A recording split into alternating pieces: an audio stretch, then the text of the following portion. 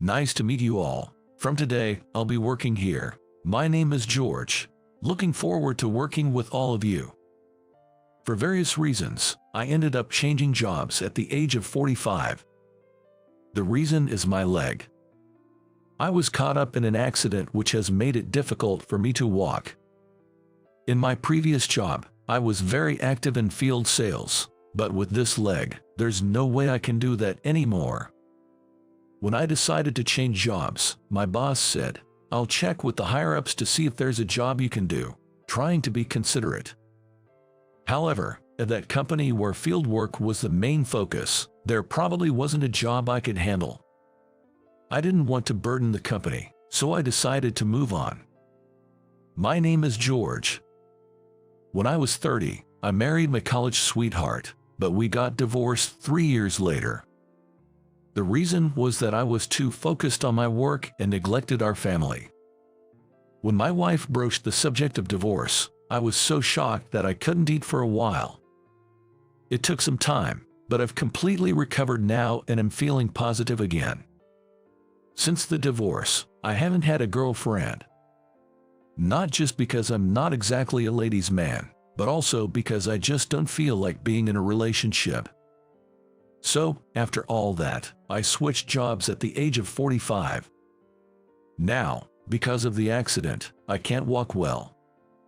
I can walk on my own, but I can't move quickly, so physically demanding jobs are difficult. That's why I shifted to this company, where desk work is the primary focus.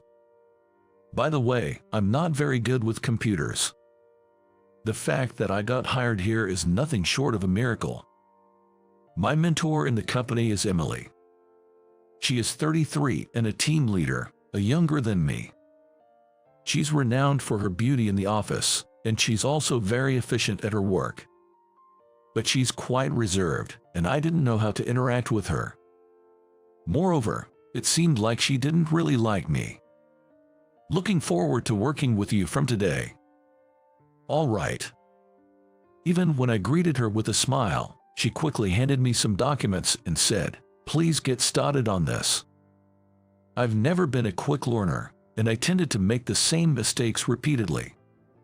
Whenever I messed up, Emily would say, without looking up from her screen, "Please try not to create more work for others." I'm sorry.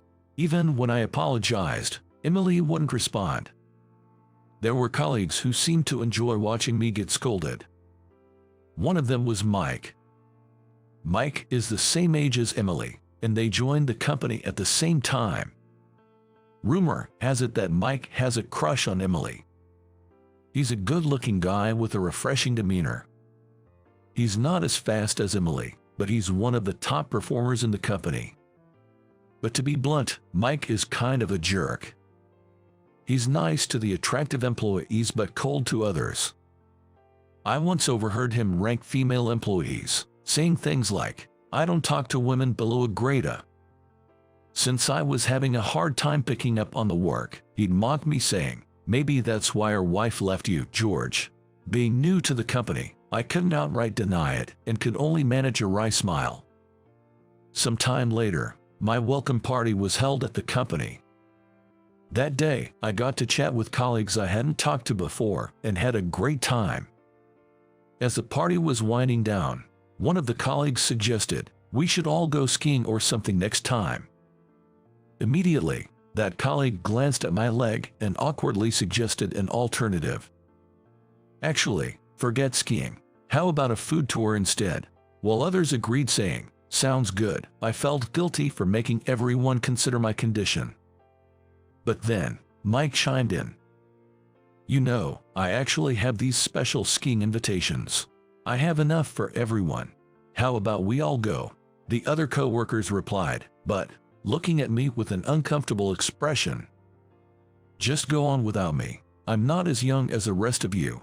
Have a good time with the younger folks." Suddenly, Mike burst out laughing. "What are you talking about? I never intended to invite you, George, in the first place. You'd just slow us down." It was clear Mike was heavily drunk, acting much worse than usual. Another co-worker defended me, saying, "That's a bit too much, don't you think?" But Mike didn't care.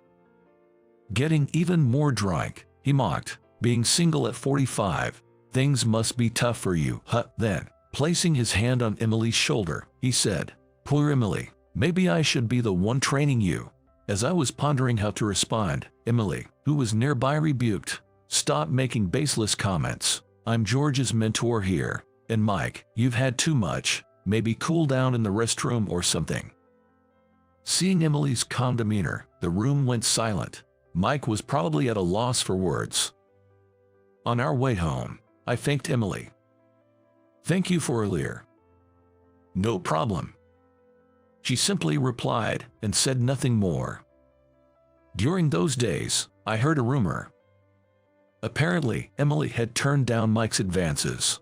In fact, Mike had previously spoken well of Emily, but suddenly he began bad-mouthing her behind her back. She thinks she's all that just because she's pretty. I've heard she's leading multiple guys on.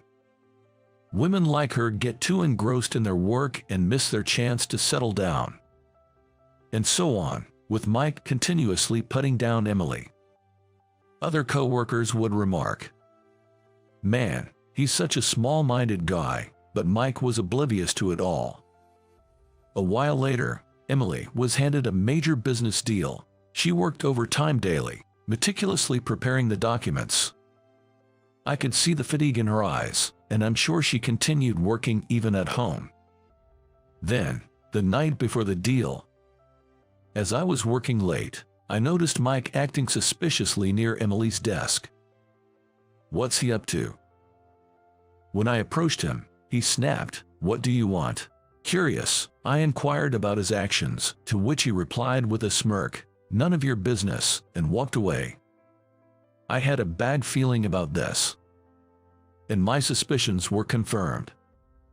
Emily failed the business deal. Instead of the required documents, she ended up distributing unrelated papers to the client. Upon returning to the office, Emily was severely reprimanded by the boss.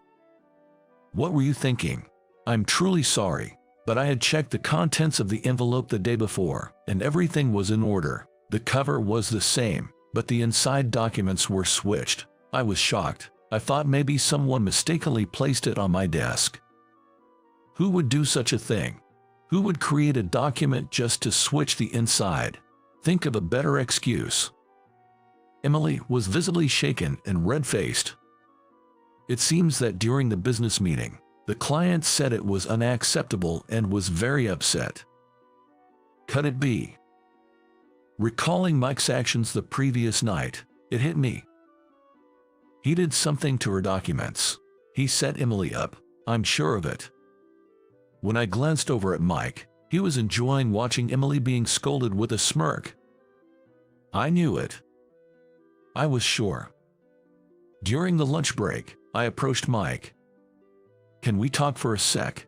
"What do you want, old man?" I straight up asked him. "Did you switch Emily's documents?" Without hiding anything, he replied, "Yeah, so, I kinda want to give that woman a taste of her own medicine." "What are you thinking? Sabotaging her work just because you got rejected is messed up, right? Emily worked so hard for that day. Tell your boss the truth now." "Shut up. Stay out of this, old man." With that, he bumped into me on purpose, and Mike walked away. That guy, I knew it. Realizing Mike was the culprit, I couldn't stay silent. I immediately told the truth to my boss. But the boss didn't even consider it. It was hard to believe that Mike, who was competent and had been with the company for many years, would set up a colleague. I wish I had recorded what Mike said that day. Emily looked so down. She had worked so hard every day, and it was unforgivable for her to be treated so terribly. I wanted to protect her by revealing the truth somehow. I was getting frustrated as I couldn't figure out how. One day, I overheard a colleague saying, "Emily might be transferred to the regional branch." I heard the directors talking about it earlier. It seemed Emily also heard about this. She murmured in a low voice, "It's over for me. Maybe I should just accept the transfer quietly." I made the representative of AB Trading Company so angry. It can't be helped. I was surprised to hear that. You just mentioned AB Trading Company. Yes, you know it, right? It's a big company. Emily, don't give up yet. We can definitely do something about this. Will you trust me with this? Huh? Emily made a shocked expression at those words. Soon after, I made a call to a person. Hello, long time no see. It's George. Sorry for calling suddenly. CEO Johnson. The company that Emily failed in the big deal was my former employer. I was surprised to hear the company name from her. I never mentioned my previous job, and I hadn't told anyone the company's name. I was so close to the CEO of my previous company, Mr. Johnson, that we occasionally went out for drinks. CEO Johnson is a young company CEO who is 3 years younger than me, and he is quite strict about his work. But he's a person who appreciates the hard work of his subordinates, and I respect him a lot. Even if you don't get results, the process of your efforts is important, he always said. I didn't have any talent, but my only strength was my effort, and fortunately, CEO Johnson always appreciated me. In fact, there is a connection between me and the CEO.